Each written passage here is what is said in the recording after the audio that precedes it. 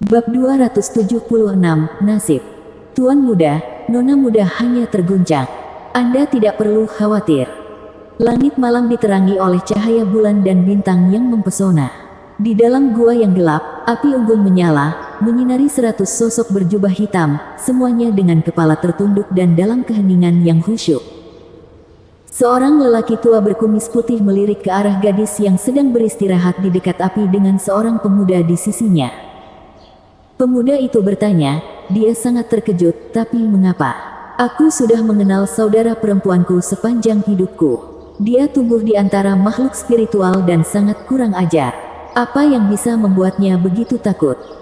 Yah, orang tua itu mengerutkan kening, lalu menghela nafas. Ini berbeda untuk setiap orang. Saya minta maaf, orang tua ini tidak dapat membantu apapun.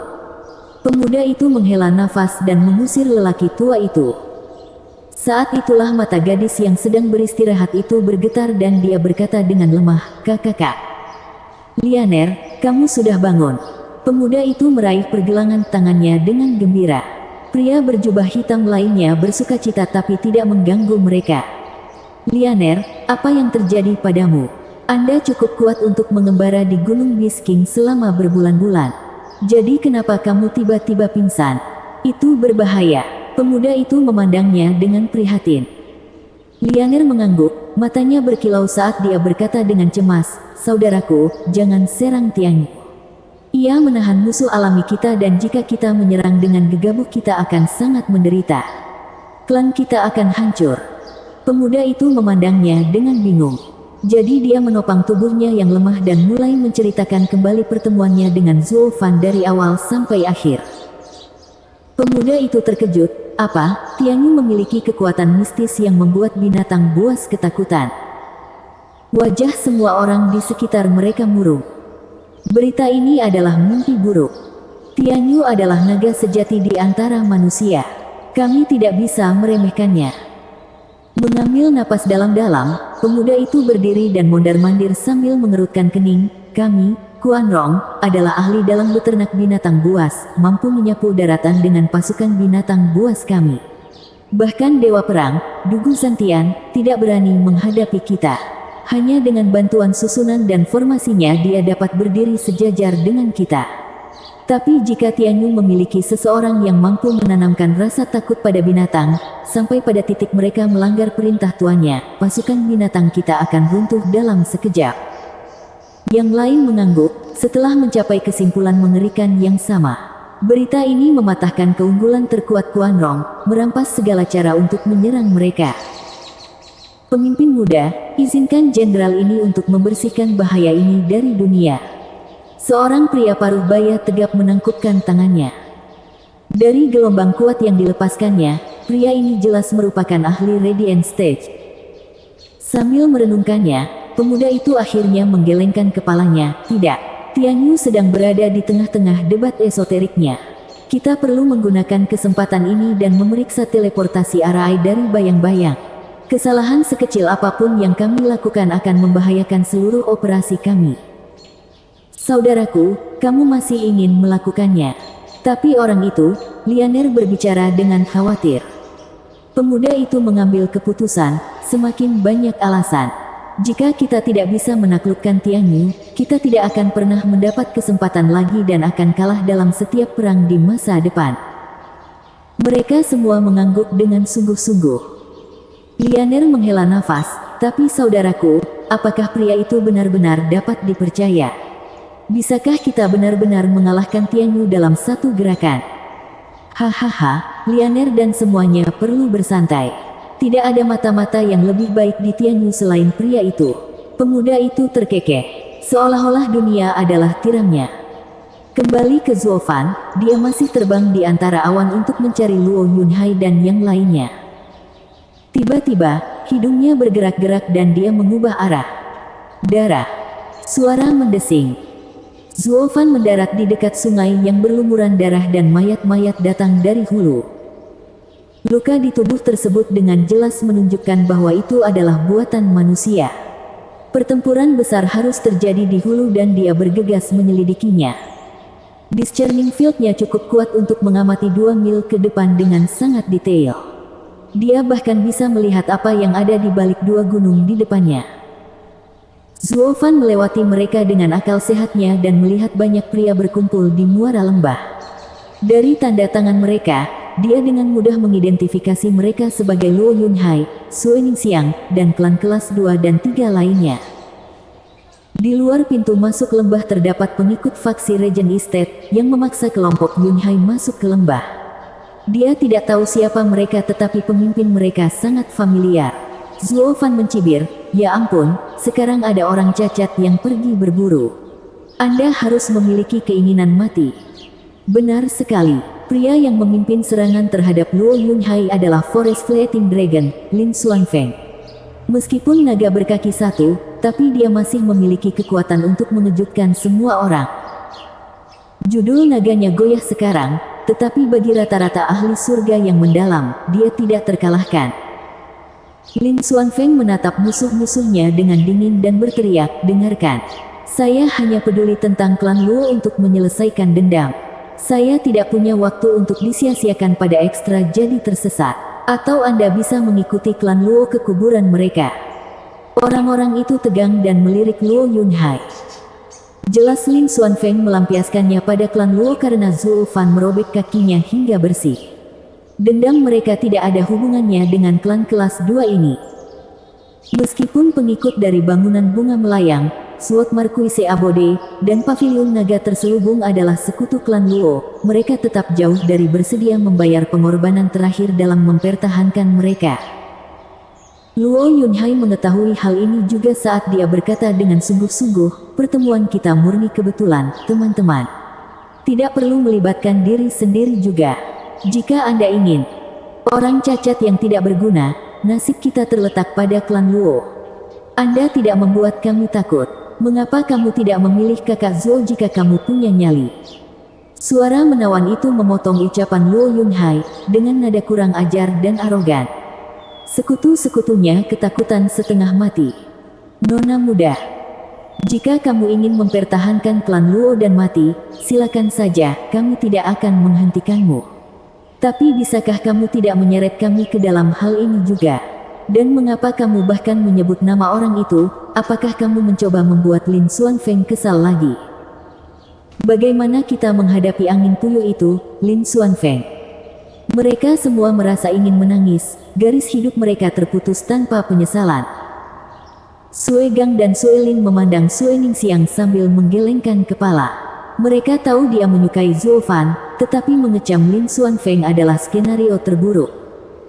Luo Yunhai memandang Sue Ningxiang, tergerak, "Saudari Ninger, terima kasih." "Terima kasih apa?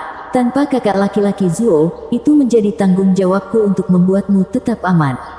Sue Ningxiang menepuk dadanya dengan wajah angkuh. Dia senang selama dia bisa melakukan apa saja untuk Zuo Fan. Namun saudara laki-lakinya menangis di dalam hati. "Bocah sialan, bagaimana Anda bisa menjaga seseorang ketika Anda terus-menerus dijaga?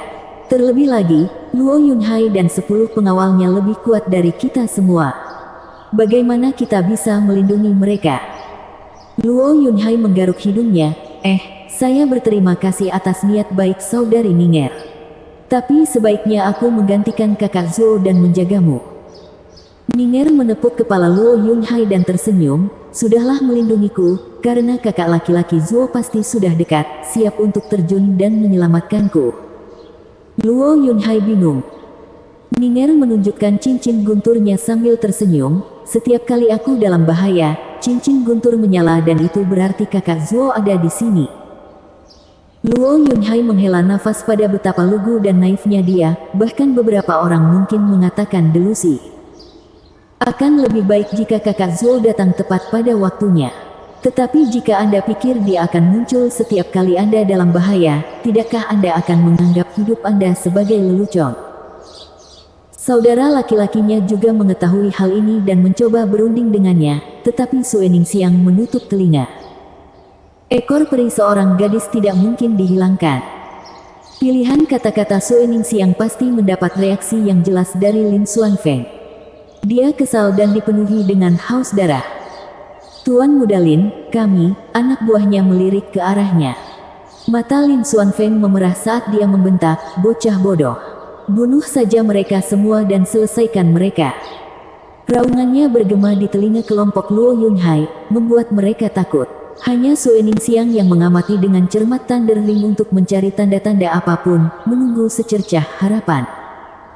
Bab 277, Pelarian. Membunuh. Teriakan perang menandakan serbuan musuh ke pintu masuk lembah. Rasa haus darah yang kental di udara berasal dari serbuan banteng yang marah. Tekanannya terlalu besar bahkan untuk dipegang oleh ahli surga yang mendalam, membuatnya lebih sulit untuk bernapas. Mereka semua menjadi pucat seperti kertas. Tidak hanya musuh melebihi jumlah mereka berkali-kali lipat, tetapi mereka bahkan memiliki keunggulan kekuatan. Bagaimana mereka akan keluar dari yang satu ini? Bahkan Luo Yunhai, yang bersama 4 harimau melihat pasukan penyerang hampir setiap hari, terpengaruh. Sisi mereka berada pada posisi yang sangat tidak menguntungkan. Baik itu dalam hal medan atau jumlah, tidak ada yang menguntungkan mereka. Dalam taktik perang, situasi ini hanya bisa diatasi dengan memaksa seseorang keluar jika ingin keluar hidup-hidup. Dengan rahang ternganga, Luo Yunhai berbalik ke samping dan terlatih-tatih di ambang kehancuran dan berteriak, "Semuanya, bukankah kalian semua memiliki seseorang di sini yang ingin kalian lindungi?" Itu menarik perhatian mereka. Mata Luo Yunhai berbinar, jumlah mereka mungkin melebihi kita, tetapi mereka hanyalah rakyat jelata.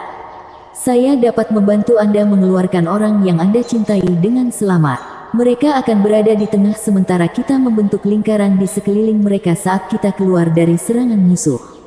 Kita kemungkinan besar akan kehilangan nyawa, tetapi orang-orang yang kita kasihi akan memiliki peluang terbesar untuk bertahan hidup. Mata mati kelompoknya akhirnya berkobar dengan secercah harapan. "Saudaraku, pergi ke tengah, aku akan melindungimu." "Anak bodoh, aku kakak laki-laki, bagaimana aku bisa membiarkanmu memberikan hidupmu untukku? Adalah tugasku untuk membuatmu tetap hidup." "Kakak," mata sang adik berbinar. "Kak, tetaplah dekat dengan pusat dan jangan ketinggalan." Kakak laki-laki lainnya menepuk pundak adik perempuannya. "Kakak ipar, pergilah ke tengah. Aku pasti akan mengeluarkanmu." "Bocah bodoh, bagaimana aku bisa hidup jika kamu mati? Bagaimana aku akan menghadapi adikmu?" kata laki-laki itu kepada adik istrinya. Mereka segera menghilangkan rasa takut yang ditimbulkan oleh seruan perang musuh dan hati mereka merasakan kehangatan yang mendalam, memacu keinginan mereka untuk bertarung sampai mati. Luo Yunhai mengangguk, bersyukur rencananya berhasil. Selanjutnya adalah pertarungan. Melihat kembali ke musuh buas yang berbaris, Luo Yunhai menarik napas dalam-dalam dan seperti marsekal sejati, dia memanfaatkan seluruh medan perang untuk dimanfaatkan. Zuo Fan akan sangat bangga jika dia bisa melihat bocah ini tumbuh dewasa. Karena kata-kata Luo Yunhai adalah taktik yang tepat untuk digunakan seorang marsekal dalam situasi kritis ini. Dia harus mengobarkan keinginan untuk bertarung dalam diri anak buahnya. Jika dia mengatakan sesuatu seperti, "Berjuang bersamaku untuk bertahan hidup," efeknya tidak akan terlihat. Semua orang menganggap hidup mereka sebagai prioritas nomor satu dan mereka memastikan untuk menghargainya. Namun bagaimana mereka bisa mengatasi rasa takut mereka saat menghadapi gelombang pasang yang terus-menerus menghampiri mereka? Biarpun dia bisa membuat mereka bertarung demi kepentingan mereka sendiri, itu adalah alasan lemah yang pasti akan hancur pada kontak pertama. Kematian akan tetap terjadi pada saat ini. Tapi Luo Yunhai sangat tajam dalam mencari tahu orang-orang ini memiliki orang-orang terkasih yang bercampur dalam kelompok ini. Dia mengimbau kemanusiaan mereka, hati nurani mereka, tanggung jawab mereka, dan mendorong mereka ke medan perang. Meskipun ini berarti memotong setengah kekuatan tempur efektif mereka, mereka yang melakukan perlindungan akan memberikan yang terbaik, dan terlebih lagi, untuk memastikan orang yang mereka cintai hidup untuk melihat hari esok.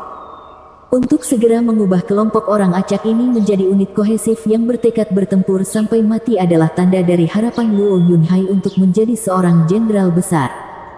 "Yunhai, tetaplah di belakangku. Kakak akan melindungimu." Wajah Sue Ningsiang yang berseri-seri menghiasi matanya. Dia bahkan berusaha keras untuk mendukung kliennya. Luo Yunhai tertawa canggung, hahaha, aku berterima kasih atas kebaikanmu, tapi akulah yang memerintahkan tuduhan ini. Lebih penting lagi aku tetap berada di depan. Sue Gang dan Sue Lin mengangkat Sue Ningxiang yang terlalu percaya diri dan berkhayal ke belakang. Ning'er, jangan disengaja.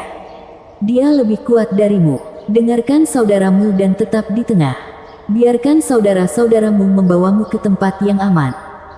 Sue Ningxiang cemberut, lalu matanya berbinar, kalau begitu aku akan tetap di belakang Yunhai.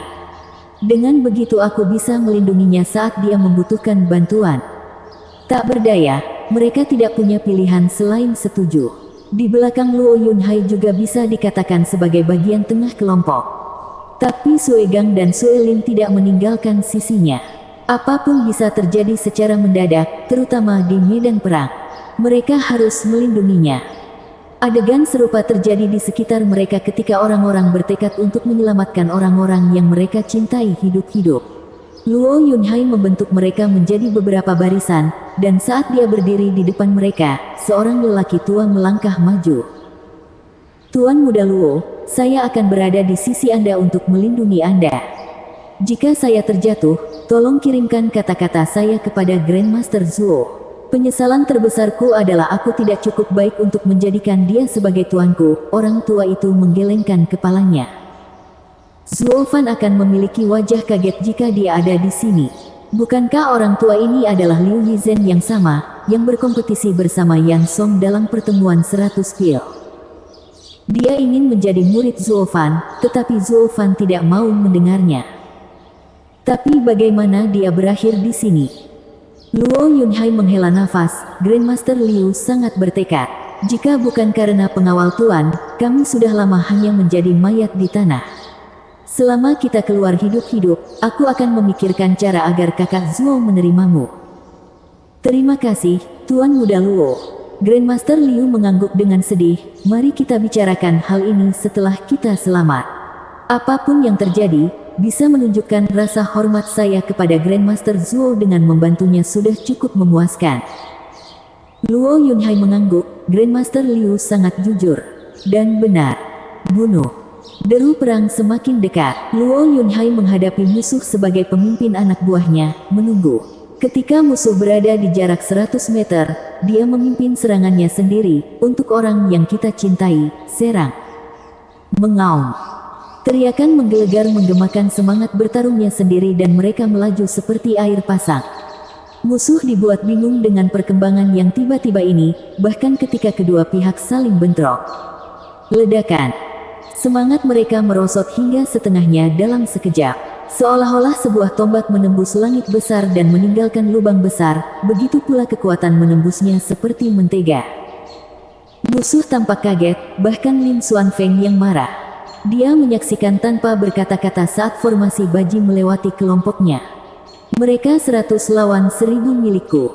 Bagaimana mungkin kita tidak memblokir tuduhan mereka? Ratapan dan tangisan menyedihkan terdengar di telinganya. Dia melihat ke dalam waktu untuk melihat anak buahnya memukul-mukul lengan dan kaki mereka yang berdarah kesakitan. Musuh menuai anak buahnya seperti seekor naga. Anak buahnya tidak bisa melakukan perlawanan sedikit pun dan itu hanya membuatnya semakin marah. Demi Tuhan, apa gunanya aku bagi kalian jika kalian bahkan tidak bisa melakukan sebanyak ini? Kalian semua memang sampah. Pria di sebelahnya tergagap. Tuan Muda Lin, ini bukan salah kami. Mereka tiba-tiba menggunakan formasi militer. Mereka hanya 100 tapi kita bahkan tidak bisa mendekati mereka. Setiap kali kami mendekat, kami seperti menghadapi 4 atau 5 dari mereka. Ini membingungkan. Apa yang membingungkan? Itu hanya taktik tentara. Mata Lin Xuanfeng berkilat menakutkan. Kalau dipikir-pikir, bocah klan Luo itu mengikuti Dugu Zantian selama 5 tahun. Akan aneh kalau dia tidak tahu setidaknya sebanyak ini. Hancurkan semuanya. Kita tidak bisa membiarkan klan Luo menjadi lebih kuat. Meludah. Lin Xuanfeng melompat dan pergi. Kemudian dia melintas di depan formasi Baji. Lin Xuanfeng, Luo Yunhai berteriak. Mencibir, Lin Xuanfeng mengejek, "Brat, kamu pikir kamu begitu hebat sekarang karena kamu telah berada di sisi Dugu Zantian selama beberapa tahun. Anda membawa saya untuk lemah. Pikirkan Anda bisa pergi hidup-hidup hanya dengan ini. Hehehe, pertama-tama aku akan menghancurkan pasukanmu, lalu aku akan menghancurkan tengkorakmu. Lin Xuanfeng mencibir dan pergi lagi. Sebelum ada yang bisa bereaksi, dia melintas di tengah formasi mereka dan tornado biru bermunculan. Ia tumbuh hingga menelan mereka semua, mengangkat mereka ke udara dan menghancurkan formasi. Luo Yunhai mendongak dari tanah karena terkejut. Bahkan setelah Zuo Fan merobek kakinya, Lin Xuanfeng memiliki kekuatan untuk menghadapi begitu banyak orang. Dia benar-benar salah satu dari 6 naga dan 1 phoenix, naga berlari hutan. Dia menghancurkan formasi mereka dan melemparkan mereka tersebar di antara musuh. Mereka ditakdirkan. Hati Luo Yunhai tenggelam, harapan terakhirnya meninggalkannya. Yang tersisa hanyalah menunggu dan menuai nyawa mereka. Bab 277, Pelarian. Tanggal 3 Agustus tahun 2021. Penerjemah, Stereder. Editor, Elite Coder. Membunuh. Teriakan perang menandakan serbuan musuh ke pintu masuk lembah. Rasa haus darah yang kental di udara berasal dari serbuan banteng yang marah. Tekanannya terlalu besar bahkan untuk dipegang oleh ahli surga yang mendalam, membuatnya lebih sulit untuk bernapas. Mereka semua menjadi pucat seperti kertas. Tidak hanya musuh melebihi jumlah mereka berkali-kali lipat, tetapi mereka bahkan memiliki keunggulan kekuatan. Bagaimana mereka akan keluar dari yang satu ini? Bahkan Luo Yunhai, yang bersama 4 harimau melihat pasukan penyerang hampir setiap hari, terpengaruh. Sisi mereka berada pada posisi yang sangat tidak menguntungkan. Baik itu dalam hal medan atau jumlah, tidak ada yang menguntungkan mereka. Dalam taktik perang, situasi ini hanya bisa diatasi dengan memaksa seseorang keluar jika ingin keluar hidup-hidup. Dengan rahang ternganga, Luo Yunhai berbalik ke samping dan terlatih-tatih di ambang kehancuran dan berteriak, "Semuanya, bukankah kalian semua memiliki seseorang di sini yang ingin kalian lindungi?" Itu menarik perhatian mereka. Mata Luo Yunhai berbinar, jumlah mereka mungkin melebihi kita, tetapi mereka hanyalah rakyat jelata.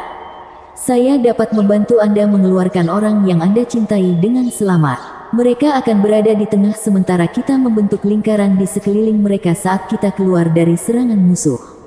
Kita kemungkinan besar akan kehilangan nyawa, tetapi orang-orang yang kita kasihi akan memiliki peluang terbesar untuk bertahan hidup. Mata mati kelompoknya akhirnya berkobar dengan secercah harapan. Saudaraku, pergi ke tengah, aku akan melindungimu. Anak bodoh, aku kakak laki-laki. Bagaimana aku bisa membiarkanmu memberikan hidupmu untukku? Adalah tugasku untuk membuatmu tetap hidup. Kakak, mata sang adik berbinar. Kak, tetaplah dekat dengan pusat dan jangan ketinggalan. Kakak laki-laki lainnya menepuk pundak adik perempuannya. Kakak ipar, pergilah ke tengah. Aku pasti akan mengeluarkanmu. Bocah bodoh, bagaimana aku bisa hidup jika kamu mati? Bagaimana aku akan menghadapi adikmu? Kata laki-laki itu kepada adik istrinya. Mereka segera menghilangkan rasa takut yang ditimbulkan oleh seruan perang musuh dan hati mereka merasakan kehangatan yang mendalam, memacu keinginan mereka untuk bertarung sampai mati. Luo Yunhai mengangguk, bersyukur rencananya berhasil. Selanjutnya adalah pertarungan. Melihat kembali ke musuh buas yang berbaris, Luo Yunhai menarik napas dalam-dalam dan seperti marsekal sejati, dia memanfaatkan seluruh medan perang untuk dimanfaatkan.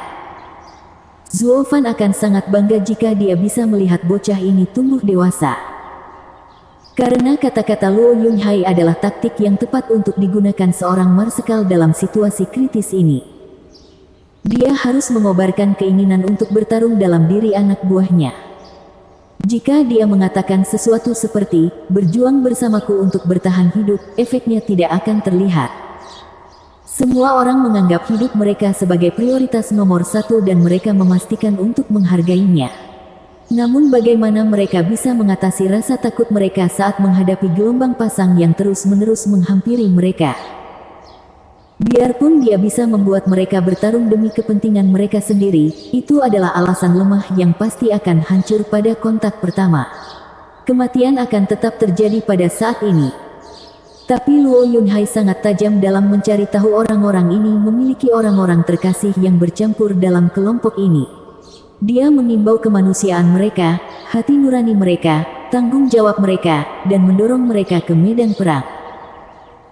Meskipun ini berarti memotong setengah kekuatan tempur efektif mereka, mereka yang melakukan perlindungan akan memberikan yang terbaik, dan terlebih lagi, untuk memastikan orang yang mereka cintai hidup untuk melihat hari esok.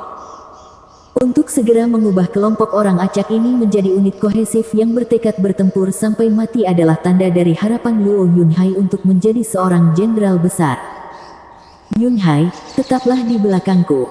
Kakak akan melindungimu. Wajah Sue Ningsiang yang berseri-seri menghiasi matanya. Dia bahkan berusaha keras untuk mendukung kliennya. Luo Yunhai tertawa canggung, hahaha. Aku berterima kasih atas kebaikanmu, tapi akulah yang memerintahkan tuduhan ini. Lebih penting lagi aku tetap berada di depan. Sue Gang dan Sue Lin mengangkat Sue Ningsiang yang terlalu percaya diri dan berkhayal ke belakang. Ning'er, jangan disengaja. Dia lebih kuat darimu. Dengarkan saudaramu dan tetap di tengah. Biarkan saudara-saudaramu membawamu ke tempat yang aman. Sue Ningsiang cemberut, lalu matanya berbinar, kalau begitu aku akan tetap di belakang Yunhai. Dengan begitu aku bisa melindunginya saat dia membutuhkan bantuan. Tak berdaya, mereka tidak punya pilihan selain setuju. Di belakang Luo Yunhai juga bisa dikatakan sebagai bagian tengah kelompok. Tapi Sue Gang dan Sue Lin tidak meninggalkan sisinya. Apapun bisa terjadi secara mendadak, terutama di medan perang. Mereka harus melindunginya. Adegan serupa terjadi di sekitar mereka ketika orang-orang bertekad untuk menyelamatkan orang-orang yang mereka cintai hidup-hidup. Luo Yunhai membentuk mereka menjadi beberapa barisan, dan saat dia berdiri di depan mereka, seorang lelaki tua melangkah maju. Tuan Muda Luo, saya akan berada di sisi Anda untuk melindungi Anda. Jika saya terjatuh, tolong kirimkan kata-kata saya kepada Grandmaster Zuo. Penyesalan terbesarku adalah aku tidak cukup baik untuk menjadikan dia sebagai tuanku. Orang tua itu menggelengkan kepalanya. Zuo Fan akan memiliki wajah kaget jika dia ada di sini. Bukankah orang tua ini adalah Liu Yizhen yang sama, yang berkompetisi bersama Yan Song dalam pertemuan 100 pil? Dia ingin menjadi murid Zuo Fan, tetapi Zuo Fan tidak mau mendengarnya. Tapi bagaimana dia berakhir di sini? Luo Yunhai menghela nafas. Grandmaster Liu sangat bertekad. Jika bukan karena pengawal tuan, kami sudah lama hanya menjadi mayat di tanah. Selama kita keluar hidup-hidup, aku akan memikirkan cara agar kakak Zuo menerimamu. Terima kasih, Tuan Muda Luo. Grandmaster Liu mengangguk dengan sedih. Mari kita bicarakan hal ini setelah kita selamat.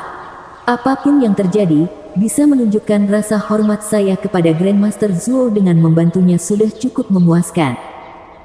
Luo Yunhai mengangguk. Grandmaster Liu sangat jujur dan benar. Bunuh. Deru perang semakin dekat. Luo Yunhai menghadapi musuh sebagai pemimpin anak buahnya, menunggu. Ketika musuh berada di jarak 100 meter, dia memimpin serangannya sendiri. Untuk orang yang kita cintai, serang. Mengaum. Teriakan menggelegar menggemakan semangat bertarungnya sendiri dan mereka melaju seperti air pasang. Musuh dibuat bingung dengan perkembangan yang tiba-tiba ini, bahkan ketika kedua pihak saling bentrok. Ledakan. Semangat mereka merosot hingga setengahnya dalam sekejap. Seolah-olah sebuah tombak menembus langit besar dan meninggalkan lubang besar, begitu pula kekuatan menembusnya seperti mentega. Musuh tampak kaget, bahkan Lin Xuanfeng yang marah. Dia menyaksikan tanpa berkata-kata saat formasi Baji melewati kelompoknya. Mereka 100 lawan 1000 milikku. Bagaimana mungkin kita tidak memblokir tuduhan mereka? Ratapan dan tangisan menyedihkan terdengar di telinganya. Dia melihat ke dalam waktu untuk melihat anak buahnya memukul-mukul lengan dan kaki mereka yang berdarah kesakitan. Musuh menuai anak buahnya seperti seekor naga. Anak buahnya tidak bisa melakukan perlawanan sedikit pun dan itu hanya membuatnya semakin marah. Demi Tuhan, apa gunanya aku bagi kalian jika kalian bahkan tidak bisa melakukan sebanyak ini? Kalian semua memang sampah. Pria di sebelahnya tergagap. Tuan Muda Lin, ini bukan salah kami. Mereka tiba-tiba menggunakan formasi militer. Mereka hanya 100 tapi kita bahkan tidak bisa mendekati mereka. Setiap kali kami mendekat, kami seperti menghadapi 4 atau 5 dari mereka. Ini membingungkan. Apa yang membingungkan? Itu hanya taktik tentara. Mata Lin Xuanfeng berkilat menakutkan. Kalau dipikir-pikir, bocah klan Luo itu mengikuti Dugu Zantian selama 5 tahun. Akan aneh kalau dia tidak tahu setidaknya sebanyak ini. Hancurkan semuanya. Kita tidak bisa membiarkan klan Luo menjadi lebih kuat. Meludah, Lin Xuanfeng melompat dan pergi. Kemudian dia melintas di depan formasi baji. Lin Xuanfeng, Luo Yunhai berteriak. Mencibir, Lin Xuanfeng mengejek, "Brat, kamu pikir kamu begitu hebat sekarang karena kamu telah berada di sisi Dugu Zantian selama beberapa tahun. Anda membawa saya untuk lemah. Pikirkan Anda bisa pergi hidup-hidup hanya dengan ini. Hehehe, pertama-tama aku akan menghancurkan pasukanmu, lalu aku akan menghancurkan tengkorakmu." Lin Xuanfeng mencibir dan pergi lagi. Sebelum ada yang bisa bereaksi, dia melintas di tengah formasi mereka dan tornado biru bermunculan. Ia tumbuh hingga menelan mereka semua, mengangkat mereka ke udara dan menghancurkan formasi. Luo Yunhai mendongak dari tanah karena terkejut. Bahkan setelah Zuo Fan merobek kakinya, Lin Xuanfeng memiliki kekuatan untuk menghadapi begitu banyak orang. Dia benar-benar salah satu dari 6 naga dan 1 phoenix, naga berlari hutan. Dia menghancurkan formasi mereka dan melemparkan mereka tersebar di antara musuh. Mereka ditakdirkan. Hati Luo Yunhai tenggelam, harapan terakhirnya meninggalkannya. Yang tersisa hanyalah menunggu dan menuai nyawa mereka. Bab 278, Kekuatan Penghancuran Kekosongan. Teriakan kesakitan menembus langit saat musuh memulai pembantaiannya. Dengan formasi mereka yang rusak dan kalah jumlah 10-1, harapan mereka untuk bertahan hidup pupus. Persis seperti seekor tikus yang diperas oleh seekor naga yang perkasa. Keinginan mereka untuk bertarung telah runtuh, digantikan oleh keputusasaan total. Luo Yunhai mengertakkan gigi dan berdiri. Dia ingin mengatur ulang barisannya. Dia tidak akan menyerah selama masih ada harapan. Tapi begitu dia berdiri, dia ditendang terbang, dengan darah mengalir dari bibirnya. Batuk darah, Luo Yunhai memelototi Lin Xuanfeng yang sombong dan mencibir, "Hehehe, bocah, kamu sudah selesai. Jadi bersikaplah dan tunggu di sana sampai aku mengambil kepalamu dan menyerahkannya kepada Zuo Fan. Aku ingin tahu seperti apa wajahnya, hahaha." Mari kita coba. Anda pikir lain kali dia akan berhenti dengan 1 kaki? Luo Yunhai membalas dengan mengejek. Suasana hati Lin Xuanfeng tenggelam sangat rendah. Hidupnya lancar, kebanggaan Mary Woods. Tidak ada seorang pun yang pernah menunjukkan rasa tidak hormat kepada seseorang yang memiliki bakatnya. Kemudian dia bertemu Zuo Fan, dan segalanya menjadi tidak terkendali, dia menjadi bahan tertawaan. Kakinya robek dan karenanya dia menderita ejekan tak berujung yang telah mempengaruhi keadaan pikirannya sedemikian rupa sehingga membayangi dirinya. Bahkan dia tidak mau mengakui aib seperti itu menimpa dirinya. Namun Luo Yunhai terus mengutarakan kekesalannya, menimbulkan kemarahannya, "Bajingan sialan. Anda pikir kami tidak bisa berurusan dengan Zuo Fan itu? Biar ku beritahu, kami sudah lama siap untuk menghabisinya. Dia hidup dengan waktu pinjaman. Kamu yang pertama pergi dan bajingan itu akan segera mengikutimu ke kuburmu." Lin Xuanfeng mengangkat telapak tangannya yang basah kuyup, bersiap menuju final. Luo Yunhai khawatir, tinjunya mengepal, tetapi tidak membahayakan keselamatannya. Itu untuk milik Zuo Fan. Dia merasakan dari nada bicara Lin Xuanfeng bahwa kata-kata itu bukanlah ancaman kosong. Mereka mungkin telah memahami kelemahan Zuo Fan. Dia harus memperingatkan Zuo Fan sebelum terlambat. Bagaimana dia bisa melakukan itu, padahal dia terlalu tidak berdaya untuk melindungi dirinya sendiri. Konflik batin Luo Yunhai membuatnya kacau balau. Lin Xuanfeng menganggapnya sebagai ketakutan. "Hahaha, di sini saya pikir Anda akan menjadi orang yang berani setelah mengikuti Dugu Zantian selama bertahun-tahun, tetapi jauh di lubuk hati, Anda hanyalah seorang pengecut yang tidak berdaya. Jangan khawatir, saya akan membiarkan mayat Anda tetap utuh, untuk menghormati Dugu Zantian." Lin Xuanfeng meluncurkan serangan telapak tangannya seperti badai dahsyat. Berhenti, tidak ada yang bisa menyakiti Tuan Muda Klan Luo. Sebuah suara tua berteriak, tepat saat nyala api merah menyala untuk Lin Xuanfeng. Lin Xuanfeng hanya terkekeh. Liu Yizhen datang untuk menyelamatkan, dengan api binatang spiritual tingkat 4 miliknya. Tapi nyala apinya tidak lebih dari sebatang lilin bagi Lin Xuanfeng. Kamu orang tua bodoh yang pikun berani mengacaukan urusanku. Enya. Berdebar. Sebuah jentikan tangan membuat angin biru menghamburkan nyala api tipis itu. Liu Yizhen meludahkan darah dan pingsan, pucat. Sambil menyeringai, Lin Xuanfeng menoleh ke Luo Yunhai. Tidak ada yang akan menyelamatkanmu sekarang. Berhenti. Kali ini suaranya lembut. Sue Ningxiang muncul entah dari mana dan berdiri di antara mereka. Kamu harus melewatiku dulu. Anda lagi. Sambil menyipitkan mata, dia dengan jelas mengingat Sue Ningxiang berteriak pada orang cacat kiri dan kanan. Jangan khawatir. Setelah aku selesai bersamanya, kamu berikutnya. Dengar. Sue Gang dan Sue Lin bergegas mendekat tetapi jentikan tangan Lin Xuanfeng membuat mereka terkapar dan terluka parah. Dengan senyum bengkok, janji kekejaman yang akan datang, Yuan Qi Lin Xuanfeng meledak, dan diamlah. Kita tidak akan mati. Kakak Zuo akan menyelamatkan kita. Sue Ningxiang menghadapinya tanpa rasa takut sedikit pun. Lin Xuanfeng tersentak, melihat sekeliling dengan panik. Zuo Fan, di mana? Apakah dia dekat? Sue Ningxiang tertawa, hahaha, betapa perkasa telah jatuh. Aku tahu kamu takut pada kakak Zuo. Luo Yunhai menggelengkan kepalanya. Rupanya, Zuo Fan melakukan lebih dari sekadar menarik kakinya. Dia juga telah melukai mental pria itu. Dasar bocah nakal berani berbohong padaku. Zuo Fan tidak akan pernah diam dalam situasi ini jika dia ada di sini. Kemarahan Lin Xuanfeng berkobar. Dua bocah nakal mendapatkan yang terbaik dari Forest Flying Dragon yang agung dan perkasa. Mereka telah membuatnya takut hanya dengan menyebut Zuo Fan. Dia tidak akan pernah mendengar akhirnya jika tersiar kabar. Mata Lin Xuanfeng menatap Sue Ningxiang dengan haus darah, berharap tidak lebih dari meremas leher cantiknya. Blaze Bin. Kalian berdua telah menyusahkanku sejak pertama kali kita bertemu.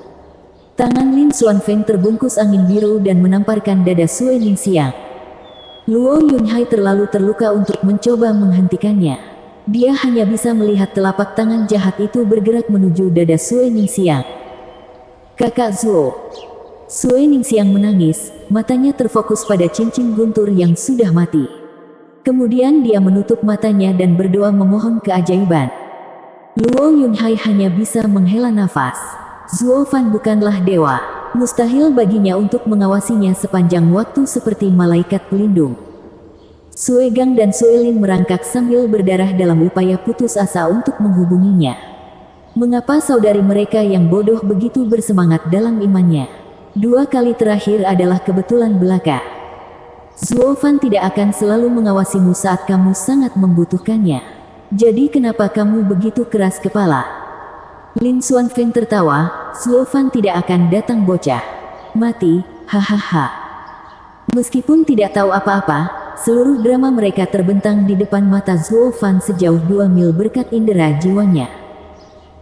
Dia melihat bagaimana Sue Ningxiang dan Luo Yunhai bersama-sama dan dia juga melihat serangan Lin Xuanfeng mendekati mereka. Mata kanan Zuo Fan bersinar dengan 2 lingkaran cahaya emas dan sinar tak terlihat ditembakkan, melewati segala rintangan, langsung menuju sasarannya. Tahap kedua Divine Eye of the Void, penghancuran Void. Suara mendesing. Tembakannya secepat cahaya, melewati segala sesuatu seolah-olah itu bukan apa-apa. Di tengah pembantaian, dengungan terdengar saat sebuah lubang tiba-tiba muncul pada orang-orang yang dilewatinya tanpa peringatan apapun. Darah mengalir bahkan ketika orang-orang itu tidak menyadari malapetaka mereka. Itu terlalu cepat, terlalu mendadak. Tangan Lin Xuanfeng hanya berjarak beberapa inci dari Sue Ningxiang ketika dengungan itu berlalu, merampas tangannya. Itu meninggalkan tunggul yang berdarah. Lin Xuanfeng terlalu terkejut bahkan untuk bereaksi. Apa itu tadi? Kenapa tanganku hilang? Dia bahkan tidak merasakan apapun. Suatu saat ia ada di sana, dan puff, hilang pada saat berikutnya. Itu lebih cepat daripada memotongnya. Sue Ningxiang dan Luo Yunhai sama-sama bingung. Lin Xuanfeng dengan kaku melihat sekeliling dan melihat barisan pria dengan bagian tubuh yang anehnya hilang, mengeluarkan darah. Melihat lebih jauh, dia melihat sebuah lubang di sisi lembah, hitam seperti malam. Zuo Fan menggunakan Void Annihilation dari jarak 2 mil untuk merampok tangannya dan apapun yang menghalangi jalannya. Itu adalah kemampuan yang sangat kuat yang mampu menargetkan siapapun tanpa memandang jarak. Musuh-musuh Zuo Fan tidak akan pernah tenang jika mereka tahu dia memiliki kekuatan ilahi seperti itu. Atau saat mereka lengah, dada mereka akan tiba-tiba mengeluarkan lubang ekstra besar. Bukan berarti Lin Xuanfeng mengetahui hal itu. Dia hanya memandangi lubang hitam itu dengan ketakutan. Ini terlalu aneh. Apa-apaan itu? Siapa yang bisa membunuh begitu banyak pria dalam sekejap? Itu bahkan melebihi reaksi Forest Flying Dragon dan merampas tangannya. Keterampilan saleh macam apa itu? Di tengah keterkejutan dan keputusasaan mereka, Zuo Fan menggunakan Yuan Qi-nya untuk berteriak, "Sialan, Lin Xuanfeng. Anda berani menyentuh orang-orang saya, Anda bajingan. Jangan bergerak sedikit pun, aku akan segera ke sana untuk merenggut kepalamu sendiri." Teriakannya menembus lubang hitam dan masuk ke lembah, begitu kerasnya hingga mengguncang gunung. Seolah-olah kedua gunung itu berbicara. Kekuatan menakjubkan seperti itu membuat takut semua orang yang hadir hingga membeku dan pingsan. Apakah pegunungan mengancam kita? Bola, apakah pertarungan kita membangunkan dewa lokal? Hanya Lin Xuanfeng yang mengenali suara itu. Dia gemetar seperti daun. Dia tidak akan pernah melupakan pemilik suara itu dalam hidupnya. Naga iblis melonjak yang sama yang merobek kakinya. Bab 279 Seperti Dewa. Penerjemah, Stereder. Editor, Elite Coder. Keheningan itu memekakkan telinga. Reaksi semua orang terhadap situasi menggelikan ini sangat mengejutkan dan takjub. Lalu mereka semua mulai menggigil, termasuk Lin Xuanfeng. Mata mereka beralih ke pegunungan yang berguncang, kata-kata tersangkut di tenggorokan mereka. Hanya Luo Yunhai dan Sue Ningxiang yang senang. Sejak teriakan itu datang, mereka tahu dengan sangat pasti bahwa Zuo Fan telah datang untuk mereka. Tuan Muda Lin. Pria di sebelah Lin Xuanfeng mulai berbicara, ingin meminta saran mengenai tindakan mereka selanjutnya, hanya untuk menyadari bahwa pria itu telah kabur. Lin Xuanfeng yang busuk dan tidak berguna. Siapa yang berteriak paling keras saat mengisi daya? Siapa yang mengutuk kami sebagai sesuatu yang sia-sia? Namun, ketika harus berlari, tidak ada yang lebih cepat. Aku meludahimu. Bagaimana bisa tikus berperut kuning seperti itu bisa berada di 6 naga dan 1 phoenix? Pria itu melihat sekeliling dan menemukan semua orang kehilangan keinginan untuk bertarung. Wajar jika seseorang berhenti dan memikirkan monster yang datang untuk menyelamatkan klan Luo, orang aneh yang sama yang membuat Lin Xuanfeng takut. Jadi mengapa kita harus tinggal di sini, untuk mati? Tanpa basa-basi lagi, dia berteriak, "Mundur!" Bangkit, orang-orang itu mengikuti di belakang Lin Xuanfeng tanpa keluhan apapun. Pihak yang menang beberapa saat yang lalu, kini melarikan diri dengan menyedihkan. Mereka bahkan melupakan orang-orang yang terluka, dengan egois menjadikan nyawa mereka sebagai prioritas nomor 1. Luo Yunhai menghela nafas, kakak Zuo sungguh luar biasa. Satu teriakan saja sudah cukup untuk menakuti mereka. Ini bahkan lebih efektif daripada formasi wedge kami.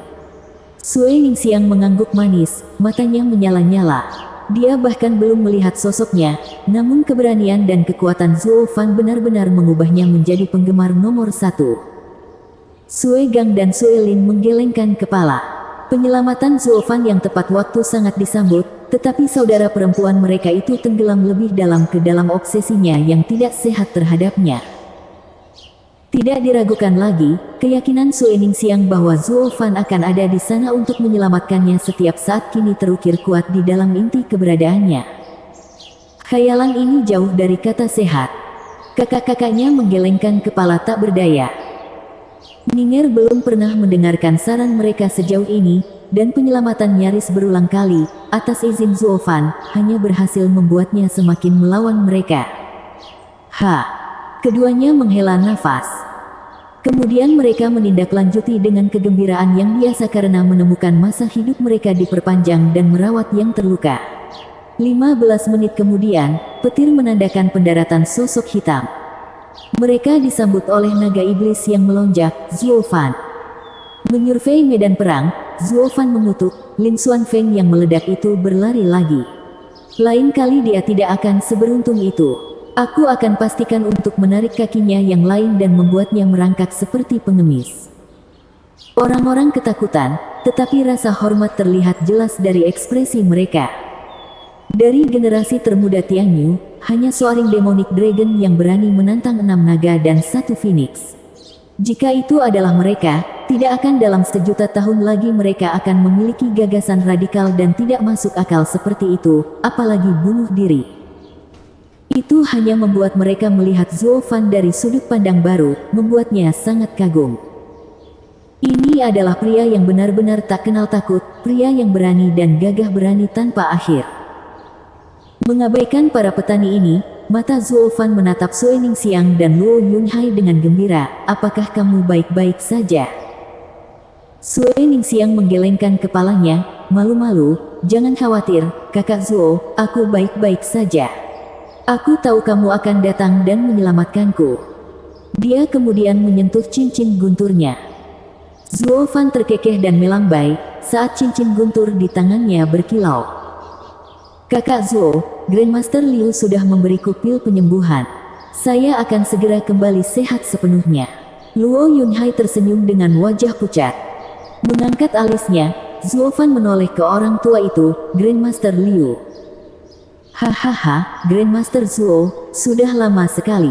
Liu Yizhen membungkuk. Zuo Fan bingung, apa yang kamu lakukan di sini? Bukankah debat esoterik mempunyai larangan usia 30 tahun? Grandmaster Liu, berapa umurmu sebenarnya? Grandmaster Zuo, saya bukan peserta, saya juga tidak tahu Beast King Mountain akan menjadi lokasi pertarungan terakhir debat esoterik. Itu murni kebetulan, Liu Yizhen menjelaskan. Saat mengukurnya, Zuo Fan masih sangat ragu, benarkah sekarang? Jujur kepada Tuhan, pasti sudah takdir bagiku dan Grandmaster Zuo untuk bertemu lagi. Tanggapan ramah Liu Yizhen datang. Zuo Fan mencibir, oh tolong, hentikan aktingnya. Nasib apa yang mungkin mengikat kita? Liu Yizhen menggantung kepalanya.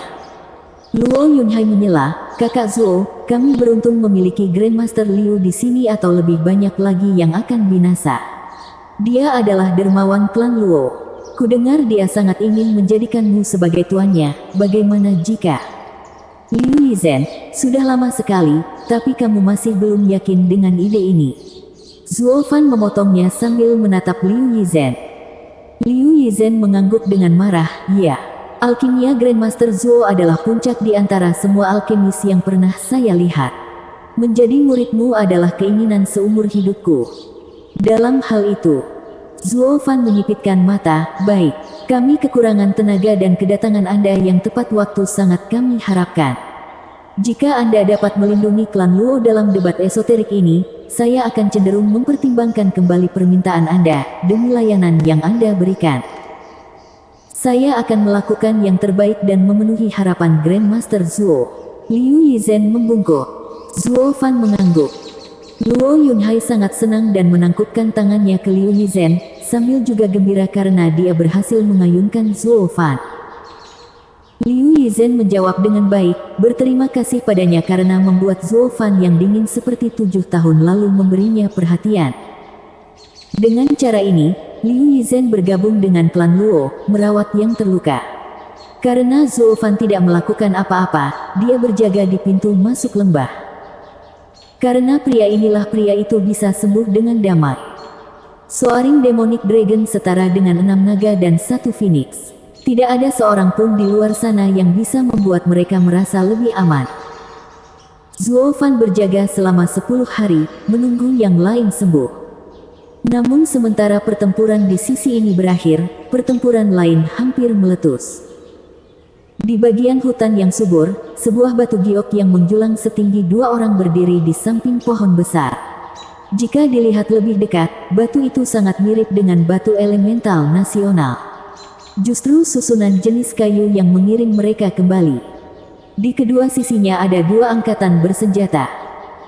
Di satu sisi ada Chu Qingcheng dari Gedung Bunga Melayang, Xie Tianxiang dari Rumah Markuise Pedang, dan Long Xingyun dari Paviliun Naga Terselubung bersama orang-orangnya. Sisi lain dipimpin oleh Huang Pu Qingtian dari Regent Estate, Yu Yusan dari Hell Valley, dan Yan Bangui dari Pilking Hall.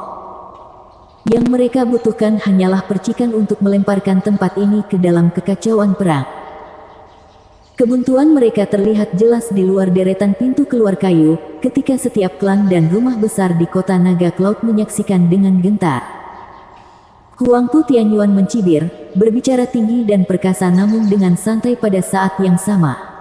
Pil suci penuh akan menjadi milik kita. Tidak mengherankan, hahaha. Yuan Shan dan Yan Bogong mengangguk dengan bangga.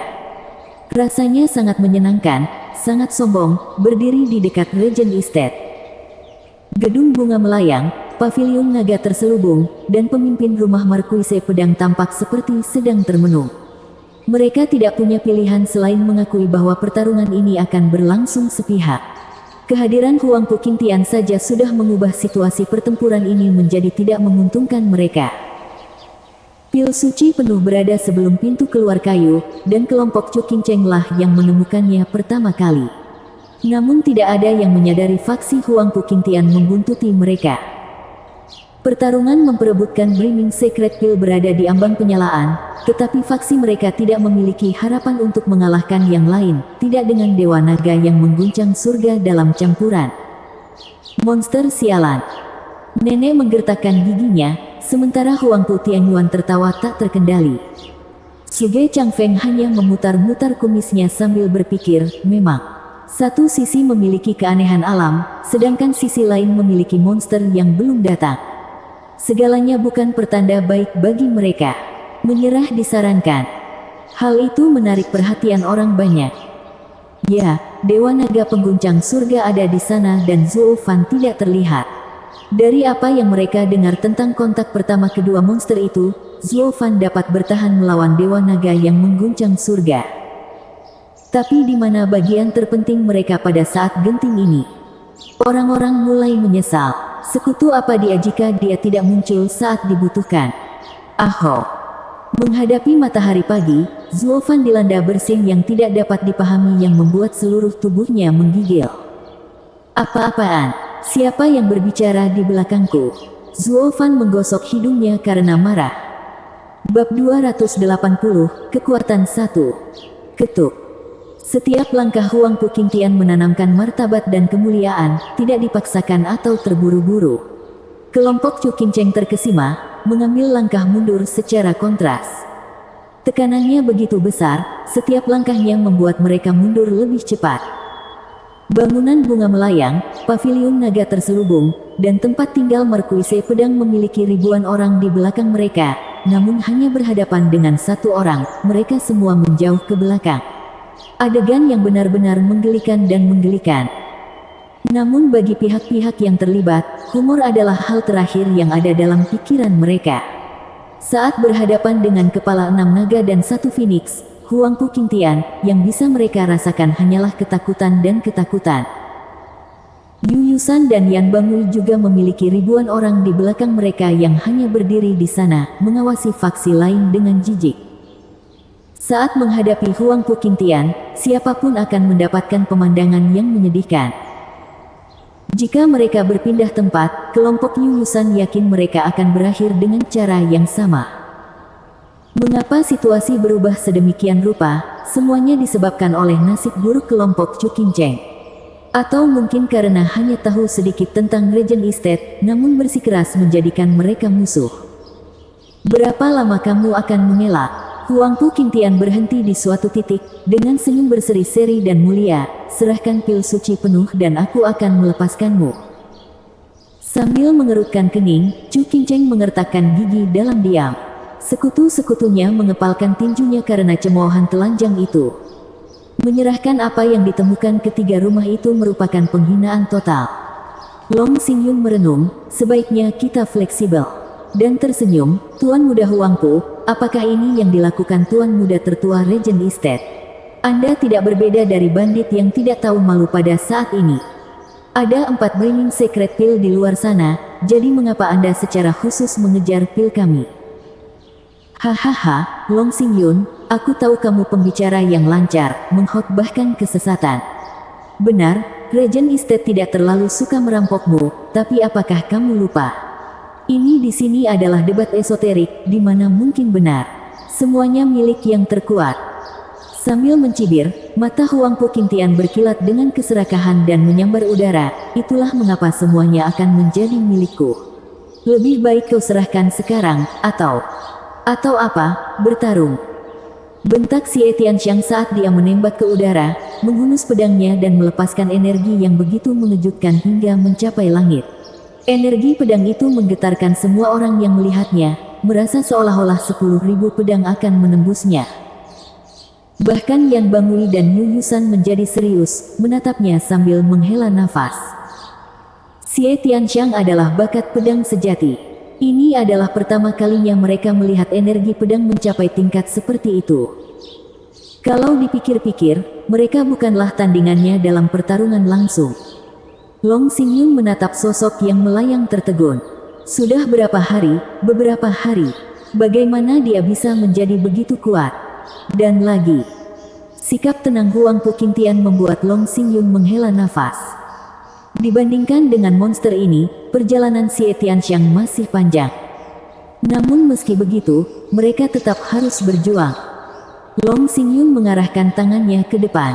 Energi keluar dari tangannya dan melepaskan serangan yang kuat. Terdengar gema auman naga dan ketika energinya mengenai Huangpu Qingtian, ia melesat ke tanah. Tanah di bawah Huangpu Qingtian meledak saat seekor naga membuka rahangnya untuk menelannya. Seni bela diri tingkat tinggi, telapak naga pembalik laut. Long Xingyun meraung. Dia tidak menyelesaikan kalimatnya saat ledakan keras memecah naga besar itu menjadi kehampaan. Huangpu Qingtian bersinar keemasan saat dia keluar dari serangan itu, memandang rendah semua ciptaan. Puff! Long Xingyun batuk darah, baru saja terluka di bagian dalam. Xie Tianxiang mencengkeram pedangnya dan menembak ke arah Huangpu Qingtian. Cahaya tajam dari ujung pedangnya menyilaukan seperti bintang malam. Itu menghancurkan apapun yang disentuhnya dan hanya menyisakan cahaya yang luar biasa ini. Ini adalah serangan terkuat 9 bentuk dari seni bela diri tingkat tinggi milik Sword Marquise Abode, Extinction. Saat pedang ini terbang, semuanya terhapus. Tempat tinggal Lord Xie Xiaofeng menyaksikan dengan kagum dan bangga, gerakan terkuat rumahnya dilepaskan tepat di luar batu elemen nasional kayu. Putranya telah melampaui ayahnya. Dengan seberapa kuat gerakan itu daripada miliknya, dia yakin putranya akan menjadi penguasa tempat tinggal yang lebih luar biasa daripada dirinya sendiri.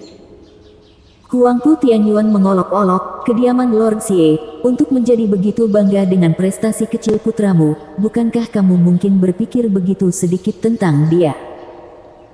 Xie Xiaofeng mendengus, aku tahu bakat seperti dewa tuan muda tertua Regent Estate, tapi aku harus mengatakan bahwa bahkan dia tidak dapat menerima serangan ini tanpa konsekuensi. Oh, kita akan melihat. Huangpu Tianyuan menyeringai, dan para tetua ikut mengejek pria itu. Hati Xie Xiaofeng berdebar ketakutan, berbalik untuk melihat pemandangan mengejutkan di balik batu kayu. Saat serangan pedang yang menyilaukan itu mendekat, Huangpu Qingtian hanya menunjuk ke titik cahaya yang menyilaukan. Ledakan.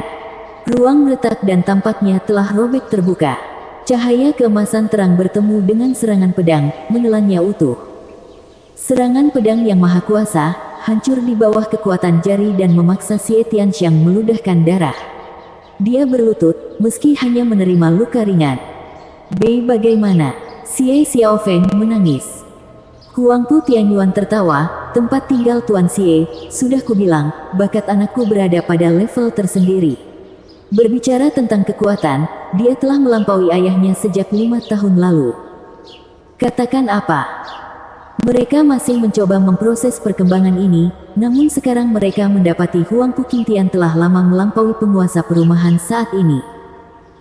Sudah menjadi rahasia umum bahwa Regent Estate memiliki talenta-talenta terbaik di Tianyu, yang mampu bertahan jika harus menghadapi 6 rumah lainnya. Huangpu Tianyuan memiliki bakat yang lebih besar dan juga seorang kultivator surga yang mendalam. Itu menjadikannya kultivator surga mendalam terkuat di Tianyu. Namun di sini dia menyatakan Huang Puqingtian melampauinya sejak 5 tahun lalu. Terlebih lagi ketika Huang Puqingtian bahkan belum berada di puncak tahap surga yang mendalam. Sekarang dia berada di puncak tahap surga yang mendalam dan menguasai pembunuhan dengan niat. Apakah itu berarti dia bisa menghadapi ahli tahap radiant? Bagaimana seseorang bisa mengalahkannya? Wajah orang lain tenggelam saat mereka mengutuk monster busuk ini. Huangpu Tianyuan tampak sangat bangga berdiri di sana, tapi hatinya berdarah, mengutuk monster putranya juga. Bakat luar biasa inilah yang mengancam posisi Estate Lord-nya. Sangat mungkin terjadi bahwa setelah debat esoterik selesai, putranya berhak meminta dia untuk menyerahkan tahtanya. Itu adalah hasil yang tidak pernah dia harapkan untuk dilihatnya. Bahkan dia berharap putranya akan mati di tangan Zhou Fan. Tentu saja, tidak mungkin dia begitu terbuka untuk menyampaikan pemikirannya. Huang Puqingtian adalah harapan semua yang mulia, jika bukan seluruh Regent Estate. Siapapun yang berani menunjukkan sedikit pun ketidakpuasan terhadapnya akan langsung dimusnahkan, termasuk Estate Lord. Yang mulia akan memastikan hal itu. Huang Puqingtian adalah biji dari Regent Estate, harapan mereka untuk masa depan. Dan mereka tidak akan membiarkannya padam. Huangpu Tianyuan memandangi sosok sombong dan kekaisaran di balik batu elemen nasional kayu dengan niat membunuh. Huang Puqingtian melepaskan jarinya dan menertawakan Xie Tianxiang yang sedang berlutut. Hahaha, sungguh lucu. Siapa yang tahu kamu bisa tumbuh begitu kuat dalam waktu sesingkat itu? Kamu jauh lebih kuat dari 2 orang di belakangku. Berjanjilah padaku dan kamu tidak akan menyesalinya. Mereka semua tampak kaget. Ini adalah perampokan, bakat siang hari. Hehehe, saya dari SWOT Marquise Abode. Bukan pilihanku siapa sekutu kita. Xie Tianxiang tertawa, senang Huang Puqingtian akhirnya memberinya waktu. Huang Puqingtian menggelengkan kepalanya, bodoh yang keras kepala. Apakah 7 rumah atau seluruh dunia, itu akan menjadi milik kita. Kakek tua itu akan segera menemukan diri mereka di antara 4 dinding dan 6 kaki di bawah. Mengapa Anda peduli dengan keputusan mereka? Setuju saja dan seluruh SWOT Marquise Abode akan setuju juga. Huang Puqingtian menoleh ke arah Chu Qingcheng dan Long Xingyun, kalian berdua juga. Bersumpahlah padaku dan perdebatan esoterik akan berakhir di sini dan sekarang. Ketujuh rumah itu akan menjadi satu selamanya. Bukan hanya kelompok Chu Qingcheng yang terkejut, tetapi bahkan para tetua klan dari pihak kota awan naga menyaksikan Huang Puqingtian dengan tidak percaya. Pemimpin klanlah yang membuat keputusan, bukan murid utama mereka. Namun Huang Puqingtian ini tidak hanya berhasil menghindari tuan tanahnya, tapi bahkan meludahi wajah para kakek tua lainnya. Ini adalah tindakan yang sangat tidak menghormati, permainan kekuasaan, dan mengabaikan pihak lain yang berada di atas posisinya. Ini adalah sesuatu yang tak seorang pun, bahkan tuan muda dari rumah lain, tidak berani mengucapkannya. Namun Huang Puqingtian melakukan ini secara terbuka. Dia bahkan tidak peduli bahwa dia mencuri posisi ayahnya. Mereka semua menoleh dan melihat wajah Huangpu Tianyuan pucat karena marah. Sementara para tetua tidak peduli. Mereka bahkan mengangguk. Pada saat itu, orang-orang menyadari bahwa ini mungkin adalah kekuatan sebenarnya dari seorang raja. Bersambung.